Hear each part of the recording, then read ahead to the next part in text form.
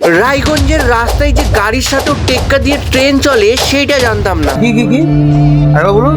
কিন্তু এটা কতটা সত্যি সেটা নানা গবেষণা, রিসার্চ ও ইতিহাসের পাতা পড়ে বুঝতে পারলাম এটা আদৌ সম্ভব না এবং অতীতেও কখনো হয়নি। তাই জিনিসটা আরো ভালোভাবে বোঝার জন্য আজকে আমি আর দিদি মিলে বেরিয়ে গেলাম রায়গঞ্জের উদ্দেশ্যে। যেহেতু বিষয়টা ট্রেন সম্পর্কিত তাই প্রথমেই আমরা চলে এলাম রায়গঞ্জ রেলওয়ে স্টেশন। আর এখানে আসতেই আসল ঘটনা সামনে এলো। আসলে যে খালি ট্রেনের বগি দেখেছিলাম সেটা দিয়ে তৈরি হচ্ছে রেল কোচ রেস্টুরেন্ট। রেস্টুরেন্টটি তৈরি হচ্ছে সম্পূর্ণ আলাদা একটি ইউনিক থিমের ওপর, যেটা রায়গঞ্জ রেলওয়ে স্টেশনের ঠিক পাশে। গাইজ, আমি চলে আসছিলাম রায়গঞ্জ রেলওয়ে স্টেশনে।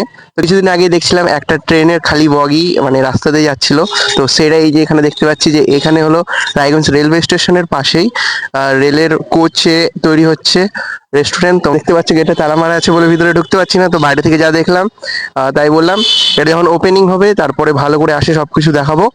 রেস্টুরেন্ট তো ভালো করে দেখা গেল না, তাই সেখানে কিছুক্ষণ ছবি তুলে আর কিছু ভিডিও করে রেল লাইনের পাশ দিয়ে যাচ্ছিলাম। আর দিদি কি সব বকছিল, গালা বেড়ে এসেছিলাম। বাট কিছু আবার আমি করছি এর আগে ভিডিও। এটা কলকাতা না বস, এটা রায়গঞ্জ।